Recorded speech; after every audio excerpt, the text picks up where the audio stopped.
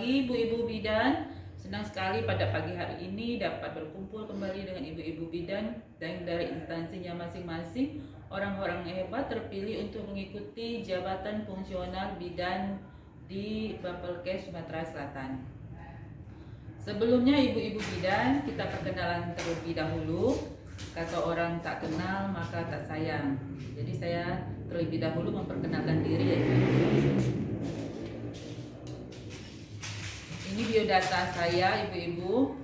Nama saya Dewi Sinta. Saya adalah Widya Iswara di Bapelkes Sumatera Selatan. Pendidikan, nomor HP saya dan email saya ya ibu-ibu bidan ya. Pada pagi hari ini kita akan mengikuti antenatal care di Jabatan Fungsional Bidan. Nah, terlebih dahulu kita perkenalan dengan ibu-ibu semuanya ya. Kita mulai dengan ibu absennya, Ibu Fatimah. Ya, silakan. Nama dan dari instansi mana ibu? Oh ya. Terima kasih Ibu Fatimah dari Puskesmas Sukarami. Selanjutnya Ibu Siti, silakan menyebutkan nama dan instansinya Ibu. Ya, terima kasih Bu Siti. Sudah semua ya ibu-ibu dipanggil? Baiklah, semuanya kita sudah saling mengenal satu sama lain. Jadi materi pada pagi hari ini dapat kita mulai ya ibu-ibu ya. Nah, materi kita pada pagi hari ini yaitu standar antenatal care pada Diklat Jabatan Fungsional Bidan. Tujuan umum kita mengikuti Diklat ANC ini ibu-ibu ya, yaitu setelah mengikuti pembelajaran ini peserta dapat memahami penerapan standar ANC, penyelenggaraan pelayanan ANC terpadu. Nah, itu tujuan umumnya ibu-ibu ya. Sedangkan tujuan khususnya ibu-ibu bidan, pertama, peserta dapat menjelaskan pengertian dari ANC. Kedua, menjelaskan jenis pelayanan ANC sesuai dengan standar 10T. Ketiga, menjelaskan cara penyelenggaraan ANC terpadu. Nah, pengertian dari ANC tersebut ya ibu-ibu ya, yaitu pelayanan antenatal komprehensif menyeluruh dan berkualitas yang diberikan kepada semua ibu hamil serta terpadu dengan program lain yang memerlukan intervensi tindakan selama kehamilannya. Nah, di dalam ANC ini memberikan pelayanan kepada ibu hamil itu ibu-ibu bidan, termasuk di dalam Permenkes RI nomor 4 tahun 2019 tentang standar teknis pemenuhan mutu pelayanan dasar pada standar pelayanan minimal bidang kesehatan. Nah, standar ANC ini ada 10T ya ibu-ibu ya. Kita uraikan satu persatu. Pertama yaitu timbang badan dan ukur tinggi badan. Kedua, ukur tekanan darah. Ketiga, status gizi ibu hamil tersebut dengan mengukur lingkar lengan ibu hamil tersebut ya ibu-ibu bidan ya. Keempat, mengukur tinggi pundus uteri. Dan kelima, tentukan presentasi janin dan denyut jantung janin. Keenam, screening status imunisasi TT. Ketujuh, pemberian tablet besi, yaitu selama kehamilannya 90 tablet ibu-ibu ya. Kedelapan, tes lab sederhana yaitu HB dan screening misalnya ibu itu ada riwayat hepatitis dan lain-lain. Kesembilan, tata laksana kasus, misalnya ibu hamil tersebut mengalami kehamilan yang patologis. Dan ke-10 terakhir yaitu temu wicara atau konseling serta pemberian KB pasca persalinannya. Sampai di sini ibu-ibu bidan ada yang mau bertanya? Dipersilakan ibu-ibu bila ada yang ingin bertanya. Belum? Ya, kita lanjutkan ya ibu-ibu bidan ya. Nah, pertama kita uraikan satu persatu. Tinggi badan. dan mengukur timbang berat badan. Nah, di sini ibu-ibu bidan kita ketahui untuk mengukur tersebut itu sangat berguna. Sedangkan tinggi, misalnya ibu bidan harus mengetahui tinggi ibu hamil tersebut tidak boleh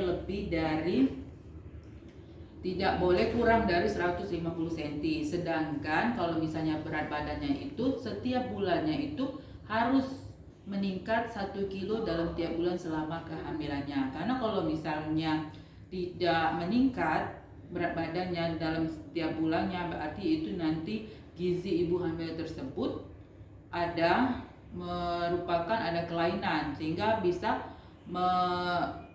mempengaruhi gizi kepada kehamilannya untuk anaknya.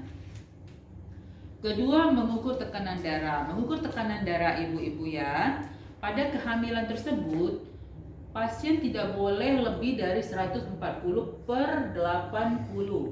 Nah, kalau misalnya lebih dari 140/100 tersebut, berarti ada hipertensi ibu tersebut. Jadi jangan sampai ibu hamil tersebut tensinya naik. Karena kalau misalnya naik kan ibu-ibu, kita takutkan nanti ibu tersebut mengalami kejang pada saat persalinannya. Nah, kalau misalnya kejang itu sangat membahayakan kita sebagai nakes yang memberikan pertolongan persalinannya.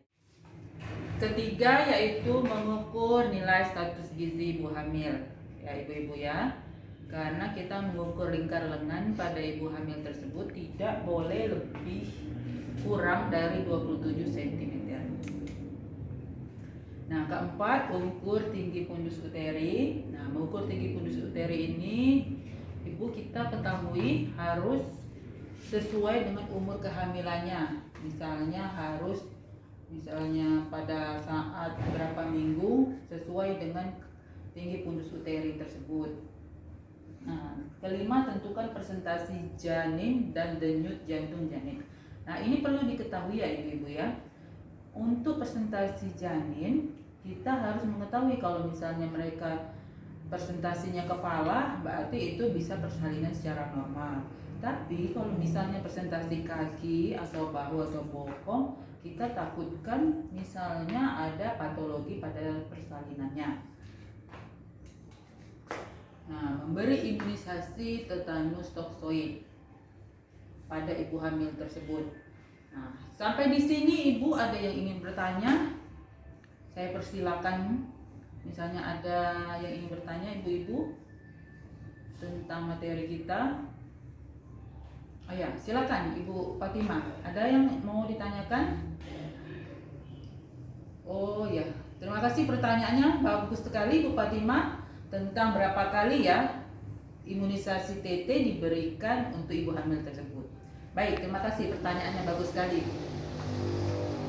Imunisasi tetanus toksoid ini pada ibu hamil tersebut kita berikan ya Ibu Fatimah ya 2 kali selama kehamilannya, sehingga kalau misalnya untuk bulan keempat dimulainya yang pertama kali dan 1 bulan kemudian kita berikan imunisasi yang kedua kalinya. Ini apa gunanya? Ini gunanya kalau misalnya ibu hamil tersebut mengalami persalinan di perjalanan. Nah, berarti ibu tersebut sudah ada safety-nya untuk melindungi ibu tersebut apabila misalnya nakes dan peralatan-peralatan dalam untuk persalinannya itu kurang steril, sehingga ibu tersebut sudah dilindungi dengan imunisasi tetanus toksoid. Bagaimana Ibu Fatimah dengan jawaban dari saya tadi? Apakah sudah dipahami Ibu Fatimah atas pertanyaan tadi? Sudah mengerti? Oh iya, terima kasih. Kita lanjutkan ya ibu-ibu ya. Tapi misalnya ada yang mau bertanya lagi, dipersilakan. Tidak ada? Ya, kita lanjutkan ya ibu ya. Ketujuh, pemberian tablet zat besi pada ibu hamil tersebut.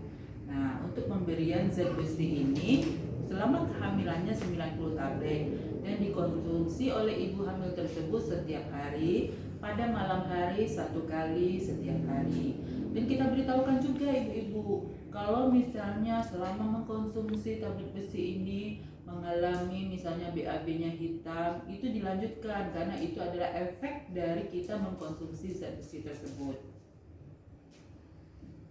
Zat besi ini juga ya ibu-ibu ya, ini sangat bermanfaat kalau misalnya ibu tersebut anemi, misalnya HB-nya kurang dari 10. Nah, kita mengkonsumsi zat besi ini untuk mencegah jangan sampai pada selama kehamilannya ibu tersebut HB-nya kurang dari 10.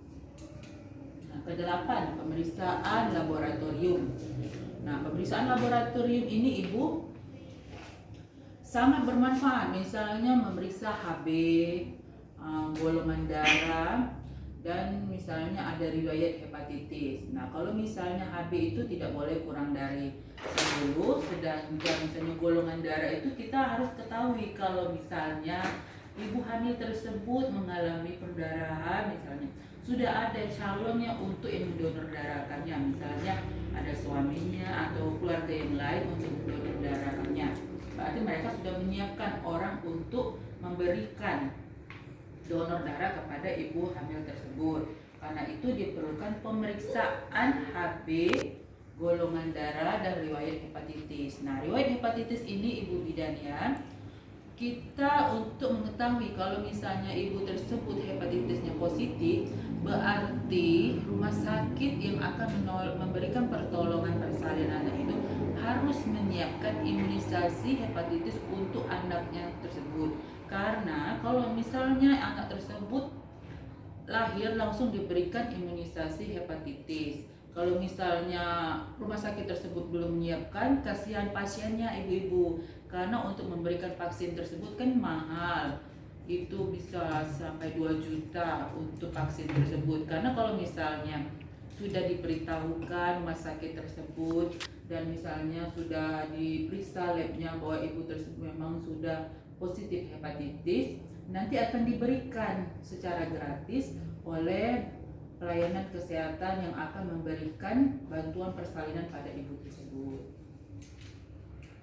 Nah, tata laksana penanganan kasus. Nah, ini ibu ya, kalau misalnya ibu hamil tersebut mengalami persalinan patologi, nah berarti kan harus menyiapkan berkas-berkas di dalam kehamilannya itu, misalnya surat keterangan miskin atau misalnya BPJS-nya, kakaknya juga harus sudah terpisah dari keluarga intinya, misalnya dari orang tuanya itu sudah harus terpisah, karena misalnya nanti BPJS-nya harus mencakupi pada saat mereka bersalin.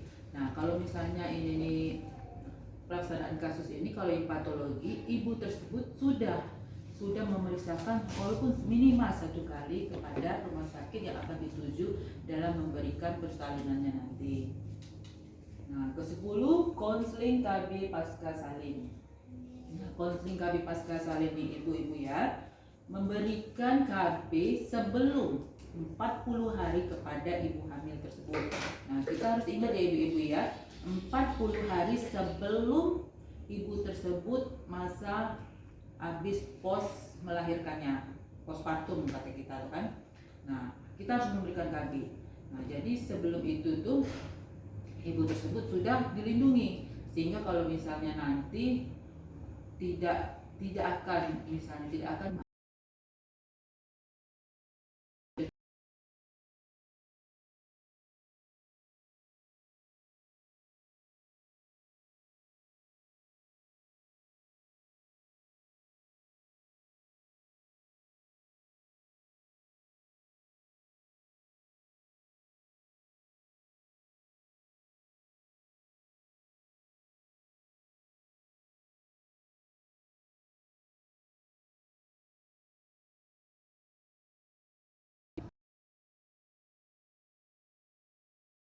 ibu-ibu ya, standar ANC 10T harus kita terapkan. Tujuannya agar seluruh hamil di wilayah kerja kita dapat terdeteksi